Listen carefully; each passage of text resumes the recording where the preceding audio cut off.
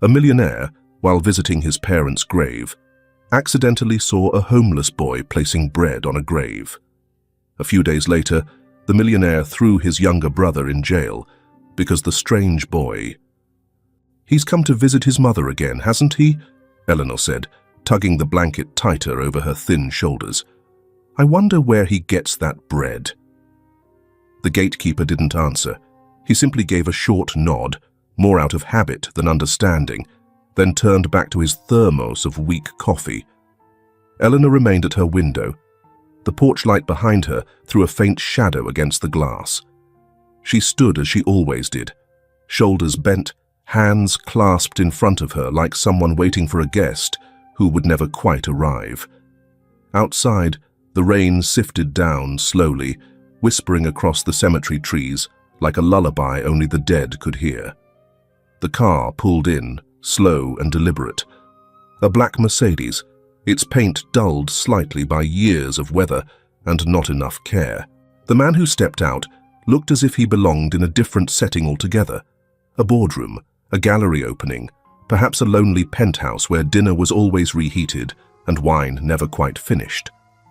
Raymond Whitmore, mid-40s, millionaire, quiet, private, always alone. The kind of man who had everything except someone waiting for him at home. He came late, always late.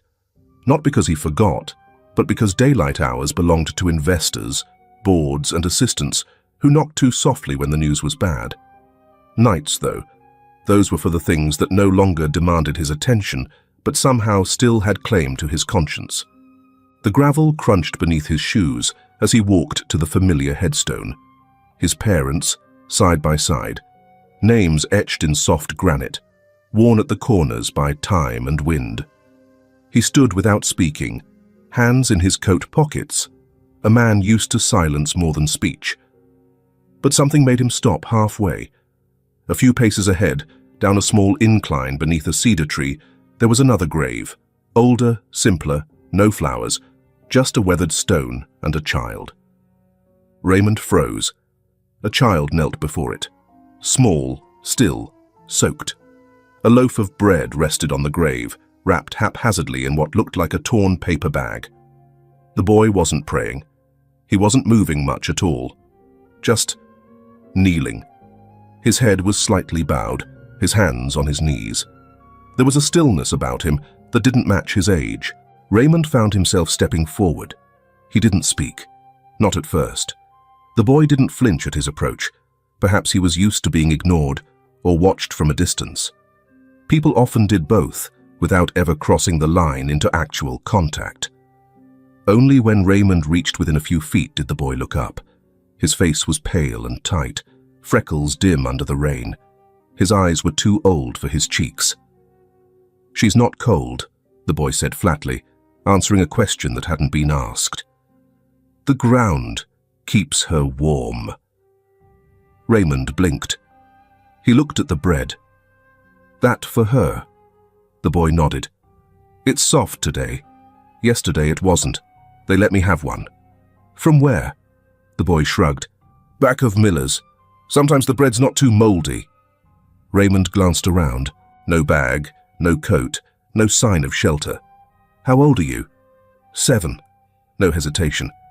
Raymond squatted down, joints creaking. "What's her name?" The boy turned to the stone. His hand brushed the letters. Margaret Thompson. No dates, no epitaph. Just the name. "Her name was Maggie, but I called her Mum." He said it with a plainness that hurt more than any sob. Raymond stayed quiet.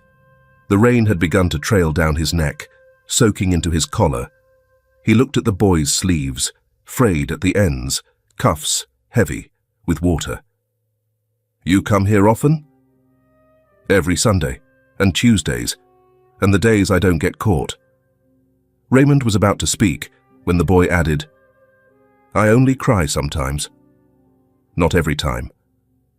A slow breath came from Raymond's chest. "I'm not going to ask you to leave." The boy didn't answer, but his shoulders dropped slightly. Relief, maybe, or just less weight to hold. Up on the hill, a dim porch light flickered. Eleanor Grant's window watched like an old eye that didn't blink. "She used to hum at night," the boy said suddenly, "even when we didn't have lights, just so I'd think everything was fine." The sentence hit the ground like a stone. "I remember," Raymond said, though he didn't. The boy finally turned to look at him properly. "Who did you come for?" "My parents." Raymond hesitated, then added, "They weren't great people, not to me at least." The boy nodded once. "Then maybe they're neighbors now." It should have sounded childish. It didn't. A gust of wind passed through the trees. The bread bag fluttered. Raymond stood up, brushing his knees, and without asking, took off his coat and draped it over the boy's shoulders.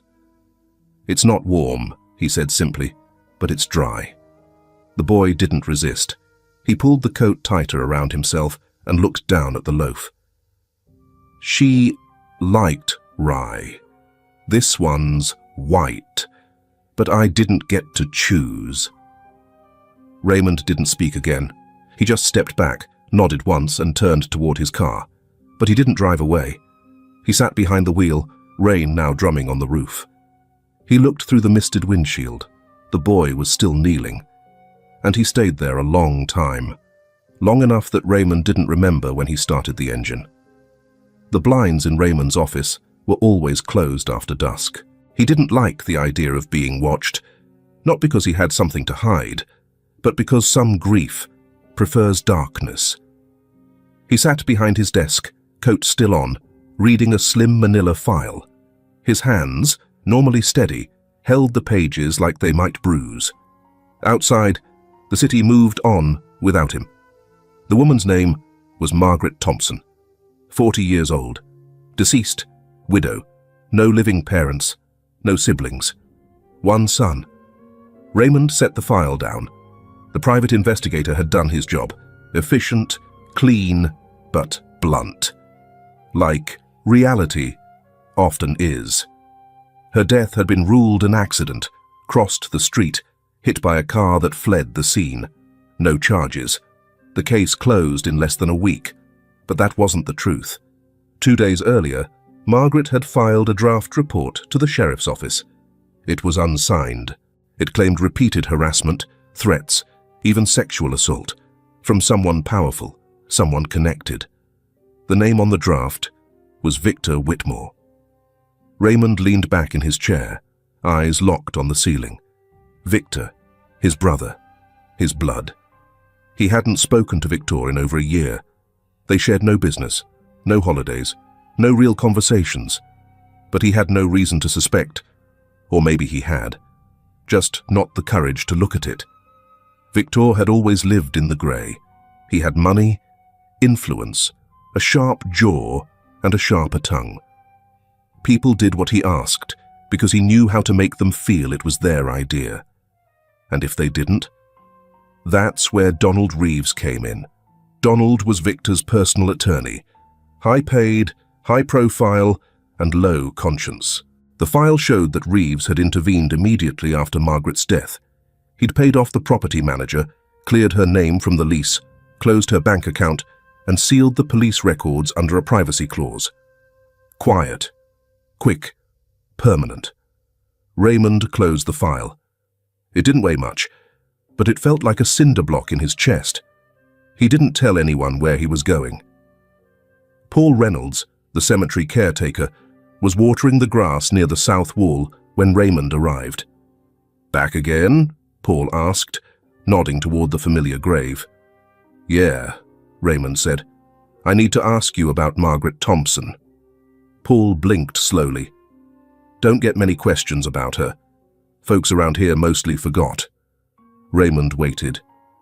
"She came here a lot, kept her mother's grave clean, used to bring her son, quiet boy, wore a red jacket even in summer, never caused trouble."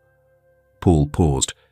She had this way of looking at him, not with fear, not shame, just as if he was the only thing in the world not broken. At a market near the edge of town, Carla Monroe was stocking onions when Raymond approached. "She used to buy bruised fruit," Carla said, after he asked.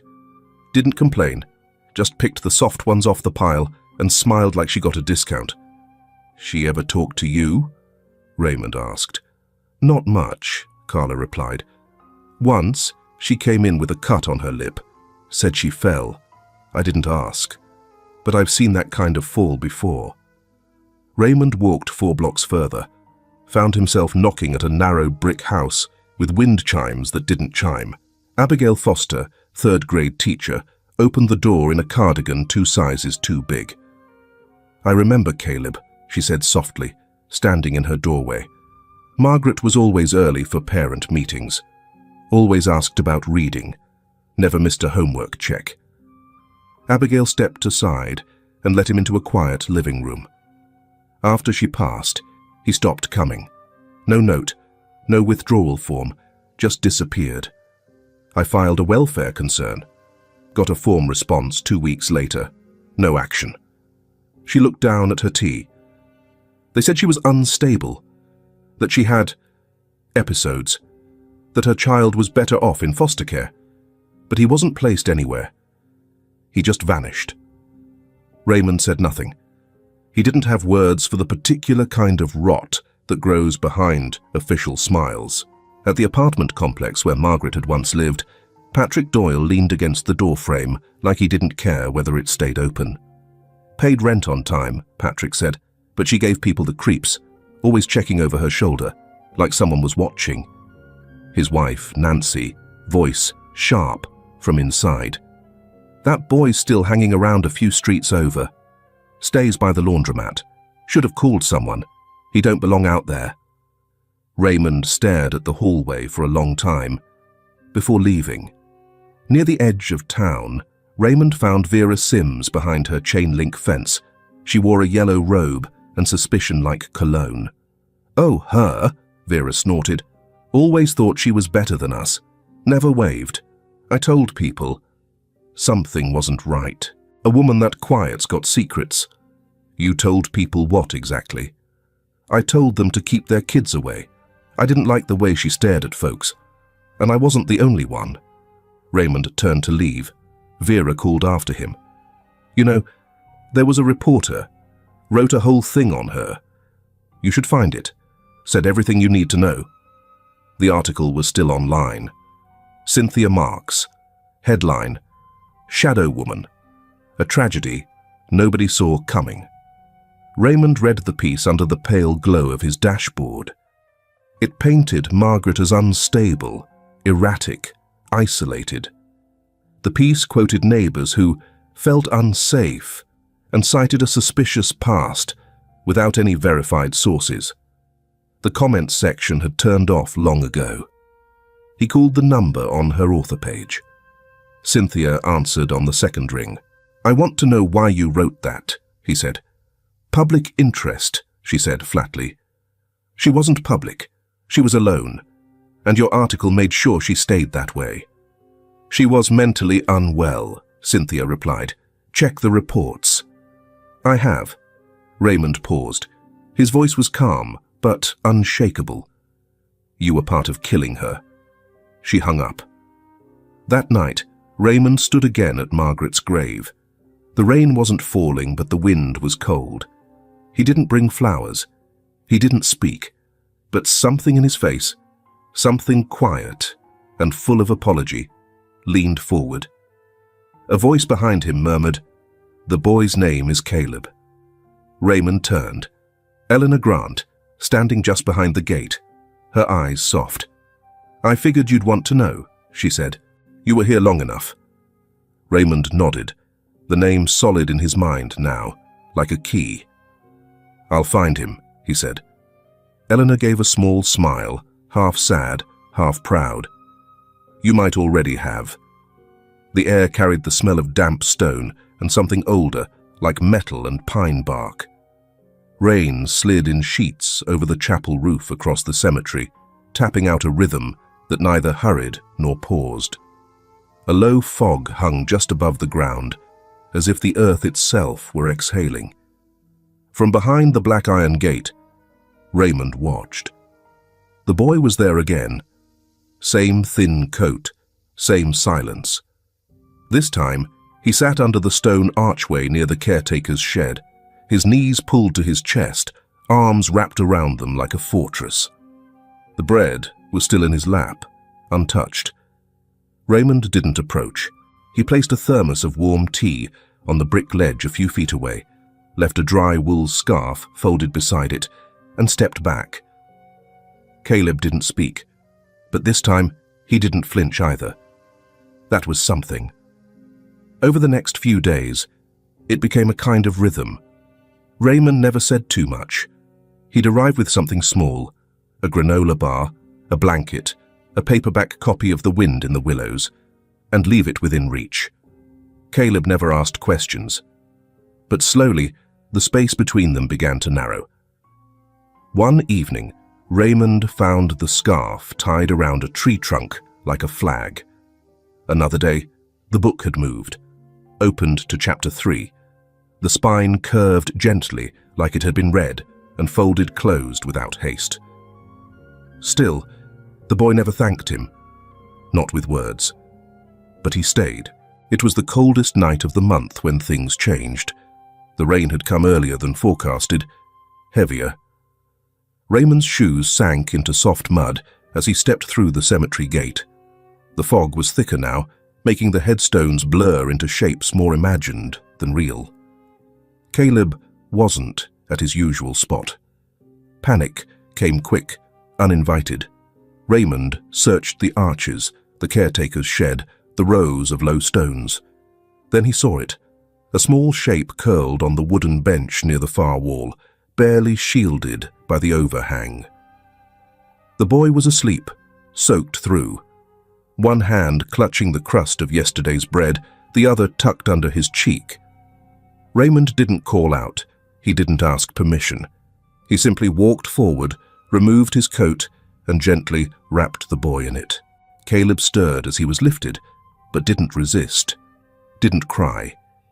He just sighed, low and raspy, and rested his head against Raymond's shoulder, like someone who had no strength left for suspicion. The car ride was silent. Raymond kept the heater on high. He glanced over a few times, unsure whether the boy was asleep or simply refusing to speak. By the time they arrived at Raymond's townhouse, Caleb's clothes were damp but no longer dripping. Raymond carried him inside without a word, set him gently on the living room couch, and disappeared into the hallway. When he returned, he held a towel, a clean t-shirt far too large, and a pair of sweatpants cinched with a drawstring. "I'll leave these here," he said. "Bathroom's to the right." He didn't watch the boy change. He didn't hover. He just sat across the room in an old armchair, holding a folded piece of flannel, an old shirt that had belonged to his son. Not looking for sympathy, just waiting. Caleb emerged slowly, eyes darting like a cornered cat's. The shirt swallowed him. The sweatpants dragged slightly on the floor. "You can stay here as long as you want," Raymond said quietly, more out of instinct than design. "No one's going to make you call anyone anything. Not here." Caleb didn't respond, but he sat down on the floor, near the edge of the rug, legs crossed, staring at the wall like he was trying to memorize it. The next morning, Emily arrived. She is the daughter of Dean Carter, Raymond's close lawyer friend. Emily knocked only once before letting herself in, holding a plastic tray full of potted seedlings and 2 gardening trowels sticking out of her coat pocket. "Is that him?" she whispered to Raymond, who nodded once. Emily knelt beside Caleb, didn't ask his name, didn't offer hers. She just held up a pot of marigold sprouts. "These look weak, but they're not," she said. "The leaves bend. That's not the same as breaking." Caleb looked at her, unsure. "You want to help plant them?" He didn't nod, but he stood and followed. That evening they had dinner at the long oak table near the window. Raymond served spaghetti. It was store-bought, overcooked slightly, and awkwardly portioned, but Caleb didn't complain. They ate in silence, but for the first time, Caleb didn't hunch over his plate. He didn't shield it with his elbows like it might be taken away. He chewed slowly, swallowed, reached for a glass of water. "Tomorrow," Raymond said, "I'll make something better." Caleb looked up, not long, not even directly, but just enough to register it. And for Raymond, that was a beginning. That night, after the boy had fallen asleep curled up on the couch under 2 blankets, Raymond stepped out onto the porch. The rain had stopped. He sat on the wooden step, hands resting on his knees, and looked out over the streetlight-glazed pavement. Inside, a child breathed softly. Somewhere, a woman named Margaret was buried under damp earth and a crooked stone. He couldn't rewrite what had happened, but he could hold space for what came next, and maybe, just maybe, begin to call it something like healing. The first few mornings passed like whispered questions. Neither of them asked for anything. Caleb stayed in the guest room, but never closed the door all the way. Raymond made breakfast, eggs, toast, nothing fancy, and left the plate on the kitchen island without saying it was ready. Some days, the food disappeared before he came back in the room. Other days, it sat untouched, only to vanish quietly an hour later. They moved around each other like 2 people sharing the same space without expecting to understand it. But somehow, it worked. Raymond tried not to hover. He wasn't sure what a boy like Caleb needed, and he'd learned long ago not to guess when it came to grief. Sometimes it was better to just offer presence than answers. Evenings became their anchor. They started with the same chair, same distance. Raymond on the left side of the worn leather couch, Caleb on the floor with his knees drawn up. The television played quietly, old nature documentaries or slow cartoons without too many colors. Something about the soft narration filled the room without pushing it. One night, Raymond left the remote beside Caleb without a word. The next night, it was Caleb who turned on the TV. Emily visited every other day, sometimes with new plants, sometimes with questions disguised as casual conversation. "You think dogs know when you're sad?" she asked one afternoon while they dug small holes near the fence line. "Or do they just like being close?" Caleb didn't answer, but he pressed his finger into the soil and made a perfect little nest for the marigold's root ball. Later that week, she handed him a small clay pot with yellow petals, just beginning to open. He didn't look at her when he took it. "Emily told me to bring it in," he muttered, placing it on the kitchen table beside the salt shaker. Raymond glanced at it, then at the boy. "Tell her thank you for me." Caleb nodded once, barely. Raymond took him shopping on a Tuesday morning when the grocery store was nearly empty. He didn't mention the outdated shoes or the jacket that still hung too loose. He just pointed to the rows of sneakers. "Your size is somewhere between 7 and 8. Try a few." Caleb bent down awkwardly, avoiding eye contact with the sales clerk. It took 3 pairs before he found something that fit. At the register, Raymond handed over his card without hesitation. He didn't ask if the boy liked them. He just said, "They'll be better for walking."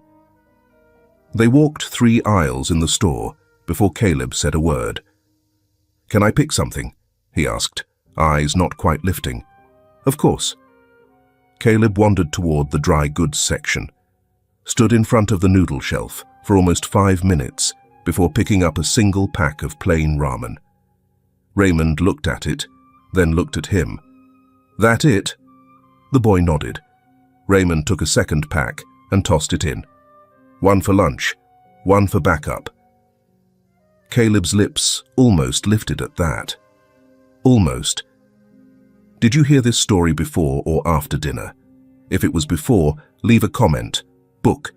But if you had a wonderful dinner, write newspaper. On Thursday afternoon, the sky was overcast in a way that made the streets feel hushed. Raymond asked Caleb if he wanted to go somewhere. The boy shrugged, so Raymond drove. They didn't talk much on the way. Caleb sat still, hands folded in his lap, eyes tracing the trees outside the window. When they pulled up to the cemetery gates, he hesitated, then unbuckled his seatbelt without being told. They walked together, not side by side. Not quite. At Margaret's grave, Caleb knelt without prompting. He took a fresh roll from his coat pocket, soft, wrapped in wax paper, and placed it gently at the base of the stone. He didn't speak, just looked at the headstone, then upward. The clouds were moving slowly, patches of light peeking through like something reconsidering the weight it carried. Raymond stayed a respectful distance away. After a while, Caleb stood and looked up at him. "She liked the soft ones," he said. Raymond nodded. Caleb didn't cry. He didn't touch the stone. But when he turned to leave, he didn't drag his feet the way he used to. That night, they sat on the couch again. The television flickered with a program about whales, slow movements beneath dark water. Raymond leaned back. "You ever been to the ocean?" Caleb shook his head. "I don't like places I can't walk home from." Raymond smiled, not at the answer, but at the honesty. "You can walk back from here," Raymond said, "whenever you need." Caleb didn't reply, but he leaned just slightly to the left, closer than before, and for the first time, Raymond didn't feel like he was waiting for something to begin. He was already in the middle of it. The call came late, long after the dishes had been washed and the lights in the hallway dimmed. Raymond stayed in the study when he took it, door halfway closed, voice lowered out of habit, not secrecy. Caleb should have been asleep. He wasn't. The boy had padded down the stairs for water, feet silent on wood, his thin form blending into the shadowed landing just behind the banister. He froze when he heard Dean Carter's name. He didn't mean to listen, but once the first few words landed, his body wouldn't move. His ears wouldn't stop. "I just want to make things right, Dean," Raymond said. "Not for me, for Margaret, for that boy." There was a pause. Dean must have said something in the way only he could. Logical, calm, too gentle to ignore. "I know it won't undo what Victor did," Raymond continued, "but maybe it can clean something. Wash some of that filth off the family name." His voice didn't break, but something behind it sounded like defeat, trying to wear hope as a disguise. "I'm not his father," Raymond added. "But I wasn't there for Margaret. I turned a blind eye. He's all that's left. Maybe this is how I balance it." The line went quiet again, and upstairs, behind the railing, Caleb's fingers clenched to the stairpost so hard the edges left small red dents in his palm. The next morning, the house felt different. It wasn't colder, but something in it had retreated. Raymond placed a plate of eggs and toast on the counter, just like always. But the footsteps never came. He waited. Eventually, he knocked lightly on the guest room door. When it opened, it was only a crack, and Caleb stood on the other side, with the stillness of someone who had just buried something no one else could see. "You okay?" Raymond asked. A small shrug.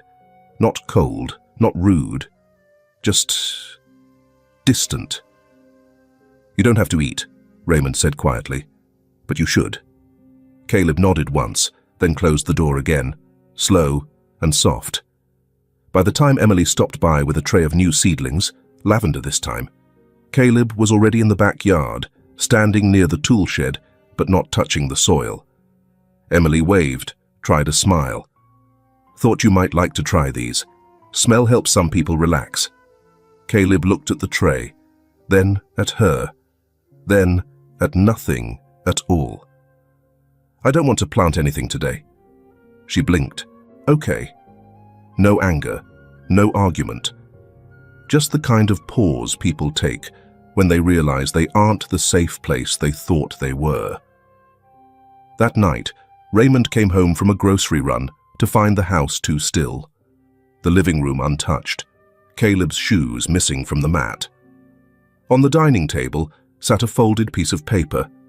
No envelope, just one sentence, written in small, careful letters. "I don't need pity. I miss my mother. That's enough." Raymond stood there for too long. He read it once, then again. And then he moved. Fast. Grabbed his coat. Slammed the door harder than he meant to. The storm outside had already started, thick raindrops hitting the windshield like gravel as he pulled out of the driveway. He searched the streets first. The usual places. The park bench near the laundromat. The closed diner with the overhang. The alley behind Carla's store. Nothing. By the time he reached the bus stop near Lincoln and 12th, his breath was shallow and fast, his hair soaked through. He walked through puddles without noticing, called Caleb's name.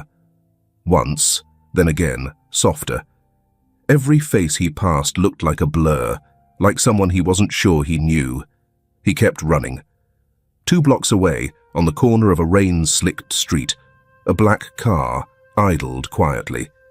Its windows were tinted. Its driver wore tailored wool and watched everything. Victor Whitmore sat behind the wheel. In the passenger seat, Donald Reeves scanned his phone screen, half listening to the drizzle tapping the windshield. "You sure about this meeting spot?" Victor asked, adjusting the rearview mirror. Donald nodded, bored. Less cameras, less noise. Victor looked up again, and this time he saw him. Raymond, soaked, frantic, darting across the intersection, eyes wide, breath fogging in the cold. Victor's eyes narrowed.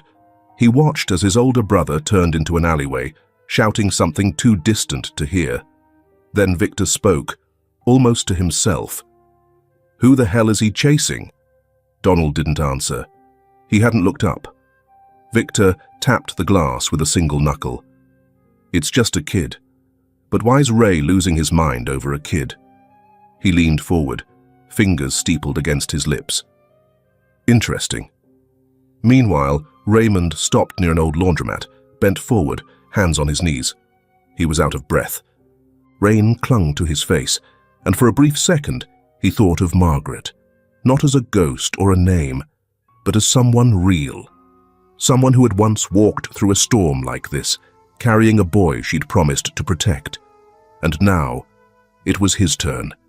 His lungs burned, but he kept going, because some things you don't run from, you run toward. Donald Reeves lit a cigar inside his office, even though the building technically didn't allow it. The smoke curled upward, like a thought he didn't want to share.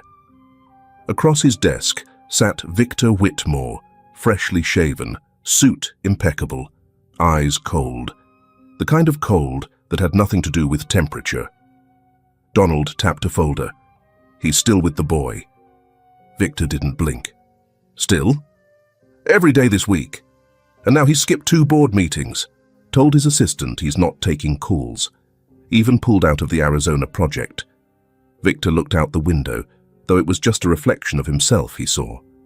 "He's losing control," Donald added, tone casual, like he was reading off market trends. "Investing too much. Emotional proximity leads to public risk." Victor finally turned. "The boy. Caleb Thompson. Margaret's son." "Yes," Donald said, slow, deliberate. "The woman you handled." Victor's jaw flexed, but he didn't respond to the implication. Donald leaned forward. "We need to get ahead of this, before Raymond gets righteous and starts digging." Victor gave a short nod. "Make it clean." Donald raised an eyebrow. "You sure? No scandals, no noise. Just remind him where silence comes from." Donald stubbed out the cigar. "I know someone." Greg Mathers was the kind of man who never asked why, just how much. He got the name, the car make, the address. "He likes underground garages," Donald had said. "Always leaves late. Take the chance. No weapons." Greg cracked his knuckles and smiled. Just a little tap on the shoulder. That evening, Raymond walked alone to his car in the lower lot beneath his office building. The fluorescent light buzzed overhead, echoing with the emptiness of 11:30 p.m. He didn't notice the shadow until it moved. Then, suddenly, two hands shoved him against the hood of his Lexus. Greg's voice was quiet, almost amused. Funny how some people forget what family silence is worth. Raymond tried to shove him off, but Greg was quick. Not skilled, just mean. A fist landed against Raymond's ribs. Not hard enough to break, just bruise, just remind. "You don't get to rewrite history, old man," Greg hissed. "Some things stay buried. Got it?" But before Greg could land another hit, a voice cut the air. "Police!" Officer Ray Collins had been driving past, off shift, when the movement in the shadows caught his eye. He didn't hesitate. In 3 strides, he was behind Greg, yanking him off Raymond and forcing him to the pavement. Handcuffs clicked into place a second later. "You all right, Mr. Whitmore?" Ray asked. Raymond nodded slowly, catching his breath. Ray looked at the man on the ground, then back to Raymond. "You want to press charges?" Raymond didn't answer right away. He looked at Greg's face, still half smirking, and then said, "No, but I want a name." Greg stayed silent. Ray leaned in. "You want assault to be the least of your worries? Start talking." Greg swallowed hard. "Reeves. He sent me." Raymond didn't go home. He sat in the driver's seat for a long time, palms gripping the wheel, knuckles white. He thought of Margaret. How scared she must have been when she filed that complaint. How alone she must have felt. How everyone must have looked away. How he himself looked away. Not this time. The next morning, Dean Carter called. "We might have found him," he said. Raymond's heart skipped. "A trucker at the old gas station near 78 said there's a kid sleeping near the dumpsters. Keeps his hood up. Won't talk to anyone. Been there a few nights." Raymond didn't even respond. Just hung up, grabbed his coat, and drove. The wind hit hard along the old quarry road. Rusted fencing and signs half blown off their hinges lined the lot. The gas station stood hollow behind thick smudged windows. Behind it, near the back wall, half hidden between 2 trash bins, was a boy. Caleb sat, arms around his knees, his hoodie soaked and sagging. His breath came in shallow clouds. Raymond didn't rush him. He parked, stepped out, walked, stopped 5 feet away and crouched slowly, eye level. No speeches, no apologies rehearsed. Just the truth. "I'm not perfect," Raymond said, "but I'm not leaving. Not again." Caleb didn't answer. His eyes flicked up. There was no accusation in them, only weariness, as if trust had become too expensive to give away freely. Raymond shrugged off his coat and wrapped it around the boy. He didn't pull, didn't demand, just let the coat stay there. Caleb closed his eyes. Not from sleep, but from something softer, like permission, like maybe, for now, he didn't have to run. That night, Raymond didn't call Dean. He didn't answer the board. He didn't return the email from a senator's aide asking for a quote. He just sat on the floor of the living room, beside the couch where Caleb had curled beneath a blanket, and watched the slow rise and fall of his chest. Victor had made a move, but this time Raymond wasn't flinching. The courtroom wasn't large. It smelled of old paper, floor wax, and the weight of decisions made behind closed doors. Sunlight filtered in through tall windows, but didn't warm the wood-paneled walls. It just made the dust visible. Caleb sat beside Emily on the long bench in the 3rd row. His legs didn't quite reach the floor. Emily whispered something, probably about the judge's glasses or the sound of the fan overhead. Caleb didn't laugh, but his shoulders relaxed slightly. That was enough. Up front, Dean Carter organized his files with the precision of a man who preferred truth to theatrics. Raymond sat a row behind him, silent, suit clean, but wrinkled at the knees from worry. He wasn't here as a businessman today. He was here as someone trying to be more than a witness to someone else's pain. Judge Henry Malone entered quietly. Grey suit, tired eyes, posture like a man still holding something heavy. Dean stood. Your Honor, we're here to file a formal petition for civil and criminal investigation into the death of Margaret Thompson. Judge Malone blinked slowly. That case was closed. Dean nodded. And improperly, we believe. With due respect, we bring new testimony, new evidence, and witnesses prepared to testify under oath. Malone looked down at the file Dean had placed before him. Then he looked at Caleb, still, small, but unflinching. He sighed. Proceed. The first to speak was Dr. Olivia Brooks. She didn't wear a lab coat, just a blue blouse and a pair of glasses she kept adjusting. I saw Margaret Thompson twice, she said. The second time, she came in with deep bruising, defensive wounds. I asked if she had insurance. She didn't. I told her I couldn't treat her without it. She looked down. She didn't argue. She just nodded like she expected it, like she'd already rehearsed not being helped. There was silence. I've regretted it ever since, Olivia said, because later that week I heard she died. I'm sure she shows signs of being abused. Dean didn't need to say anything. He let the quiet hang, heavy as it should. Then came Lucy Jennings, elderly but alert, her cane tapping softly as she walked. She came to me crying, Lucy said. At the church. She thought someone was watching her. Said if anything happened, people wouldn't believe her. Her voice cracked, not from emotion, but from age carrying too much memory. She was right. From the back, Noah Ellis, a trucker with rough hands and a bull cap in his grip, stepped up next. I was hauling sheetrock, he said. Stopped for coffee that day. I saw him, Victor Whitmore, yelling at her, real close. She looked scared. I didn't know what to do, so I just drove off. That's on me. Raymond lowered his eyes. Even strangers were trying harder than he had. Then Joanna Fields came forward. She looked nervous. I used to work her case, she said. When Margaret applied for housing assistance, she was denied. I didn't push back. She looked toward Caleb. I met her son recently, and it's clear. She wasn't unstable. She was scared and cornered. I failed her, but I want to help now. Judge Malone didn't look up. He was writing. Finally, Officer Ray Collins approached the stand with a USB drive in his palm. I confiscated this during an unrelated arrest. It's a recording, audio, a conversation between Greg Mathers and another party.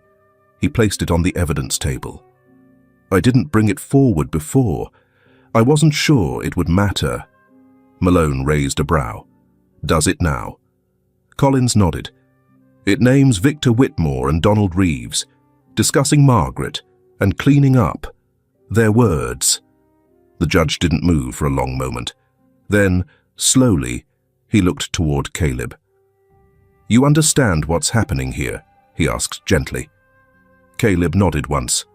You're very brave, Malone said, almost too quietly to be heard. Raymond sat up straighter. Dean stepped forward. We request official reopening of the investigation, civil charges, criminal proceedings, and witness protection for both the boy and key informants.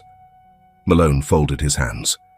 This court will review all submitted materials within the next 48 hours. He looked at each person in the room, one by one. And if the evidence holds, we will proceed. The gavel did not fall. He didn't adjourn. He simply stood and left the bench. The silence after was thicker than anything said aloud. Outside the courthouse, the sky was wide and cloudless. Caleb sat on the steps, Emily beside him, her knees drawn up. You okay? She asked. Caleb nodded after a pause. They believed her. Emily didn't speak. She didn't need to. Inside the building, Raymond shook Dean's hand. "We're not done," Dean said. Raymond nodded. "But we started." And sometimes, in a world that forgets too quickly, that's everything. Courtroom 2B wasn't made for drama. It was narrow, windowless, and always a little too cold. The kind of room where people whispered not out of respect, but because it didn't feel like the truth could stretch its voice here. But today, the truth did more than stretch. It stood up. Donald Reeves wore a pinstripe suit and a look that belonged on someone who knew how to win before the first objection. He rose slowly, with the air of a man used to delays working in his favor. "Your Honor," he said smoothly, "we move to dismiss these proceedings on the grounds of insufficient legal foundation. The alleged audio is inadmissible under Code 293-B and lacks chain of custody. Furthermore," Dean Carter stood without waiting for permission, "we have signed affidavits from Officer Ray Collins and Assistant DA Michelle Rowe. Chain of custody is intact. The recording was obtained legally in connection to an assault investigation." Reeves turned just slightly. "Irrelevant. If every heated conversation was a confession, half of this city would be behind bars." Raymond, seated quietly behind Dean, didn't move, but his eyes were locked on Reeves like a man looking through fog and finally seeing the mountain behind it. The judge didn't respond. He simply nodded at the bailiff. "Play the recording." It began with static, then the unmistakable voice of Greg Mathers. "He said no noise. Just scare him. The old man's got guilt in his veins. Push a little. He backs down." Then another voice. "Donald's. Make it clear. He keeps digging. There won't be a second warning. Victor's name never comes up. Got it?" Greg again. "Sure. But if the kid talks..." A pause. "Donald, quieter now." "He won't. They never do. Just like his mother didn't." The courtroom didn't gasp. It went still. Donald didn't flinch, but something in his jaw pulsed. Judge Malone looked at him for a long time, as if trying to decide whether contempt of court would be enough to satisfy justice. "We'll resume with witness testimony," he said. "Call Gregory Mathers." Greg shuffled in under guard, hands still cuffed loosely. He didn't bother with a suit. His shirt was wrinkled, his stare casual. Dean didn't press him hard. He didn't have to. "Who hired you?" Dean asked. "Donald Reeves," Greg said. "And on whose behalf?" Greg looked at Victor. For the first time, he smiled. Him. Victor Whitmore. Victor didn't move, but the illusion cracked. The quiet charisma, the self-assured calm, fractured in the corners like a painting too long in the sun. Dean nodded once. No further questions. Reeves declined cross-examination. Then Caleb stood. No one had called him. No one expected him to speak. But he stepped forward anyway, a small cloth in his hands, something wrapped inside. Dean looked up from his table. "Caleb, you don't have to do this." "I want to," Caleb said. He turned toward the judge. "I don't know all the laws, or the big words. I don't understand everything they're saying." He looked at the room, rows of adults, papers, doubt. "I just know my mum." He held up the cloth, unwrapped it. Inside was a small, slightly crushed bread roll, one edge bitten, the rest untouched. "I used to leave these for her, after she died. I thought maybe she could feel it, wherever she was." He paused, swallowed. "People called her crazy, said she lied, said she made things up." His voice stayed steady, not loud, not rehearsed, just real. "She wasn't crazy, she was scared, and no one helped her." He looked directly at Victor. "She didn't have money, or lawyers, or cameras, but she had me. And now, I have her. He turned to the judge. I don't need money. I don't need anyone to say sorry. He lifted the bread gently, like it mattered more than anyone knew. I just need my mum to be believed. One time, that's all. Then he sat back down. The courtroom didn't speak, not right away. Even Judge Malone took longer than usual to respond. He cleared his throat, shifted a paper, but didn't look up. Raymond sat frozen, his hands clenched together, knuckles white. But he didn't move. He didn't wipe his eyes, because he wasn't crying. Not quite. But for the first time in years, maybe longer, he felt like something inside him had stopped apologizing for beating. The ruling came 3 days later. No fanfare, no televised drama, just a printed docket filed under case number 91,483, posted outside courtroom 2B at 7:43 a.m., before the courthouse lights were fully on. Victor Whitmore, convicted. Charges: obstruction of justice, conspiracy to commit assault, and unlawful intimidation of a federal witness. Sentence: pending, no bail. Donald Reeves, under investigation, immediate suspension from the bar. License to practice law revoked indefinitely pending full inquiry. Dean Carter read the notice, then turned slowly to Raymond. We did it. Raymond didn't smile, but his voice came back in a way it hadn't before. We spoke. That's what matters. Inside, Judge Malone made it official. He didn't raise his voice. He didn't look angry or proud.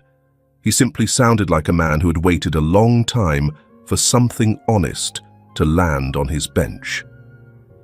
I find the testimony consistent, credible, and corroborated by evidence and verified statements, he said, glancing at Caleb briefly.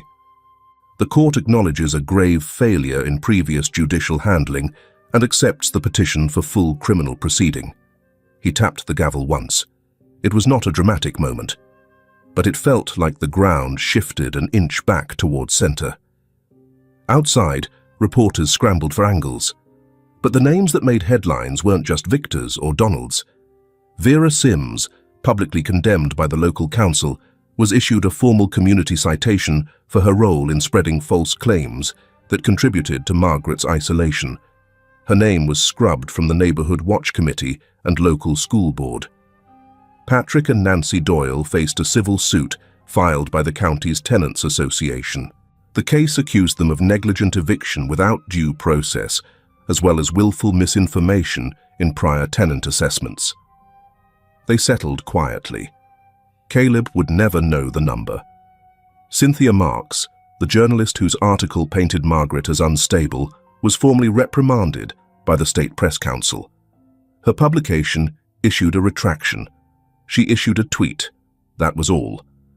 But the real change came quietly. Matthew Boyd, once assistant to Donald Reeves, resigned. He left the granite-tiled office downtown, walked away from the tailored suits, and filed a new business license. He joined the legal clinic at the 4th Street Community Center, just blocks from where Margaret used to buy groceries. When asked why, he said, because people like her shouldn't be easy to forget. That Friday, Emily picked up Caleb from the courthouse steps. She was carrying a crumpled bakery box and 2 paper crowns from the party supply store across the street. "What's this?" Caleb asked, frowning. "Victory cake," Emily said. "I let you skip the crown if you at least eat the frosting." He tried not to smile. Failed. Inside the box was a round chocolate cake, half slumped, but decorated with yellow icing that read, in shaky, cursive, "You were right." Raymond stood a few paces away, near the courthouse doors. He didn't interrupt, didn't move forward. He just watched as Caleb took the fork, jabbed at the frosting, and laughed. A sound sharp, short, and bright enough to cut through months of silence. Emily caught Raymond's gaze and nodded. He didn't wave, just nodded back. Because this wasn't the end of anything. It was the beginning of something far more difficult, but also far more real. Later that evening, back home, the house was quiet again, but not empty. The kind of quiet made by safety, not abandonment. Raymond sat in the living room chair, a half-finished book on his lap. Caleb passed behind him, barefoot, hoodie too large. He didn't stop, but he did say something as he walked. "Good night." Raymond looked up. "Sleep well." And that was it. But it was enough. He sat back, exhaled. For the first time in a long while, he didn't feel like he was holding someone else's pain. He felt like he was part of something. A boy. A garden. A name restored. Not redemption. Not yet. But something better. Belonging. 10. The morning light came slow, soft and steady, like it had nowhere else to be. Caleb stood in front of the mirror, smoothing the collar of a clean shirt. It wasn't new, but it had been washed the night before, folded with care, and left on the edge of his bed by hands that didn't ask for thanks. He tucked it in carefully, unsure if it looked too stiff, but unwilling to change. Today wasn't about comfort. It was about something else. On the kitchen counter sat a linen napkin, folded tight around a fresh loaf of bread. Round, golden, crust still warm from the oven. Emily had baked it. He'd watched her brush it with egg and sprinkle it with sesame seeds, the way she said her grandmother used to. Now, it was in his hands. The walk to the cemetery was quiet, no clouds, no rain, just birdsong and sidewalks that hadn't yet gathered the footprints of the day. Raymond drove, but he didn't speak. He didn't even turn on the radio. Emily sat in the back with Eleanor Grant beside her, the older woman holding a small bouquet of marigolds wrapped in brown twine. Nobody asked questions. At the gate, Caleb stepped out first. He carried the bread close to his chest, careful not to crush it. The others stayed behind, watching from near the stone wall, where ivy curled between iron bars. No one followed, no one intruded. This was his moment. He walked the familiar path, past rows of names he never knew, to the spot where a simple, unpolished headstone waited. Margaret Thompson, it read. Nothing more. He knelt, laid the bread gently at the base, and bowed his head. "Mum," he whispered. "Today I brought new bread." His voice didn't tremble, his hands didn't shake. "I'm not alone anymore." He stayed there a long time, not talking, not praying, just being, with her, with the space she left, with the part of her that never stopped walking beside him. A breeze rolled through the cemetery, soft but sure, lifting the edge of the napkin slightly. A single marigold petal fluttered free from the bouquet in Eleanor's arms. It floated down in a lazy spiral, landed lightly on the gravestone. Caleb saw it, picked it up, and smiled. Not a wide grin, not the laughter from the courthouse steps, just something gentler, the kind of smile that doesn't ask to be seen. He didn't wipe his eyes. He didn't have to. Back by the gate, Raymond watched, hands in his coat pockets. Emily stood beside him, shoulder brushing his for just a second. "He's okay," she whispered. Raymond nodded, still watching. "He will be." Eleanor took a step forward, then stopped herself. "It's strange," she murmured, "how healing never comes the way we expect it. We think it'll be loud, clear, maybe even dramatic." Emily glanced sideways. "But it's not." "No," Eleanor said. "It's this, a boy, a loaf of bread, and silence that doesn't hurt anymore." Raymond didn't reply, but inside his chest, something shifted. Spring came early that year. In the backyard, the garden Emily and Caleb planted bloomed too fast. marigolds spilling past their borders, lavender thick in the air. Raymond found himself out there more often than he admitted, trimming, watering, once even humming a song he hadn't heard in decades. Emily began taking weekend classes in child psychology. She didn't tell anyone right away, but Caleb found the books on the coffee table.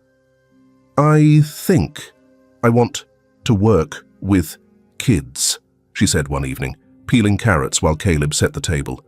"Not fix them, just listen better." Caleb nodded. "You're already good at that." And just like that, the moment passed, but lingered. Dean Carter came by less frequently, but when he did, he brought pastries and stayed for tea. He and Raymond would sit on the porch, talking about things that no longer needed urgency: music, architecture, which coffee shops had the worst chairs. One afternoon, Dean said, "You didn't have to take that boy in, Ray." Raymond sipped his tea. "I didn't. He let me in." Dean smiled. "Still, you didn't choose silence, not like the rest of us." Raymond didn't answer. He didn't need to. In the hallway, Caleb kept a photograph of Margaret. It wasn't much, just a faded image Eleanor had found in an old parish file. Margaret, in a borrowed sweater, eyes tired but kind, holding a baby who could only be Caleb. He didn't cry when he looked at it, but he did sometimes speak, not long sentences, just pieces. "Mum, today I learned to cook eggs." Or, "Mum, Emily and I planted more carrots." And sometimes just, "I miss you." That was enough. One Saturday they went to the lake. Raymond packed sandwiches. Emily brought a kite. Caleb found a patch of dry ground near the reeds and stretched out on his back, arms behind his head. The sky above was wide and forgiving. "Do you think she'd be proud?" Caleb asked, barely more than a whisper. Raymond didn't answer right away. He looked at the water, at the reflection of clouds breaking apart. "Yes," he said, then added, quieter, "and I think she'd want you to know. You never had to earn it." Caleb didn't respond, but his eyes stayed on the sky a long time. That night, back at the house, they made soup together. It wasn't good. The noodles were too soft, the broth too salty, but they laughed. And that laughter, that messy, unremarkable moment, that was the proof of something real. Something lived. Something whole. Weeks later, on a day like any other, Caleb left a new roll of bread on the kitchen table, not wrapped in cloth, not carried like memory, just sitting there, waiting to be shared. Raymond picked it up, tore a piece off, handed the rest to Caleb, and they ate, quietly, side by side. No ghosts, no storm, just warmth, and the smell of something starting over. Some stories end with thunder, others, like this one, end with the quiet sound of healing, the soft crack of bread being shared, the whisper of a memory no longer heavy with pain. Caleb's journey didn't rewrite the past, but it gave it dignity. And perhaps that's all we can ask for when truth comes late, that it's still heard, still held, still honored. What stayed with you most from this story? Was it the courtroom silence, when a boy told the truth no one had asked for? The loaf of bread carried like a memory?